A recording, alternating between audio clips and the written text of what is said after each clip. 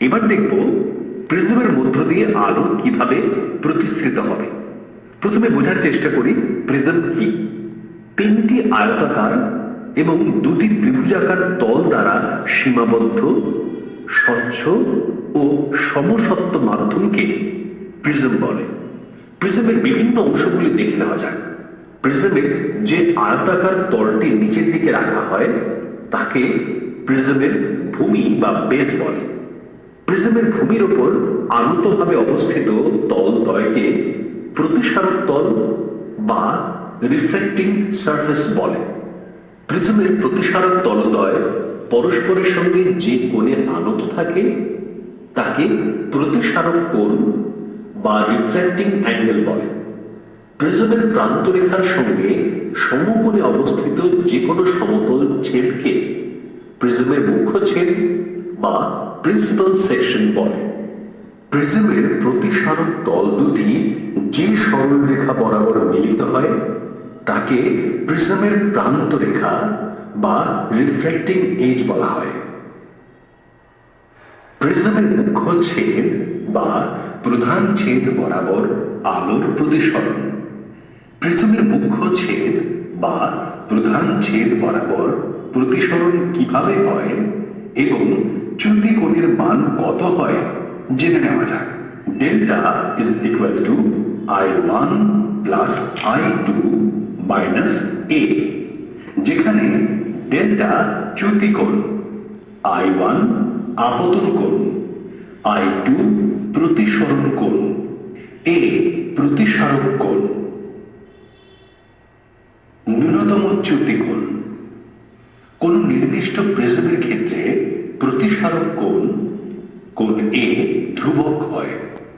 আপতন কোণ I পরিবর্তিত হলে চ্যুতি কোণও অর্থাৎ ডেল্টাও পরিবর্তিত হয়। আপতিত রশ্মিকে অপরিবর্তিত রেখে প্রিজমকে ঘোরালে আপতন কোণ I পরিবর্তিত হয়। আপতন কোণের মান 0 ডিগ্রি থেকে ধীরে ধীরে বাড়ালে প্রথমে চ্যুতি কোণের মান কমতে থাকে এবং আপতন কোণের একটি নির্দিষ্ট মান I0 জন্য চ্যুতি কোণ ন্যূনতম অর্থাৎ ডেল্টা M হয়। প্রিজমের যে অবস্থানে চ্যুতি কোণ ন্যূনতম হয় তাকে প্রিজমের ন্যূনতম চ্যুতির অবস্থান বলে। এরপর আপতন কোণের মান আরো বাড়ালে চ্যুতি কোণের মানও বাড়তে থাকে। প্রিজমের একটি মাত্র অবস্থানের জন্যই একটি নির্দিষ্ট বর্ণের আলোর ক্ষেত্রে চ্যুতি কোণ ন্যূনতম হয়।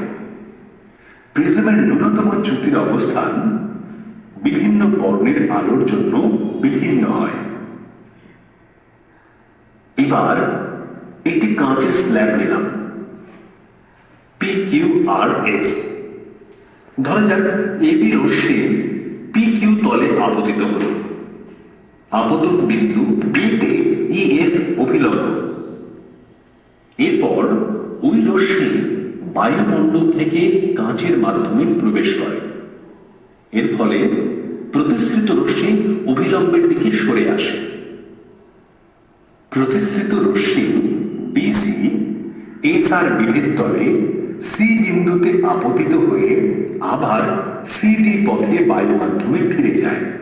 এক্ষেত্রে BC রশ্মি ঘন মাধ্যম থেকে লঘু মাধ্যমে আসার দরুন দ্বিতীয় ক্ষেত্রে প্রতিসৃত রশ্মি CD C বিন্দুতে অঙ্কিত অভিলম্ব E1 F1 এর থেকে দূরে সরে যায়। আপতিত রশ্মি AB ও নির্গত রশ্মি CD এর অভিমুখের মধ্যবর্তী লম্ব দূরত্বকে অর্থাৎ M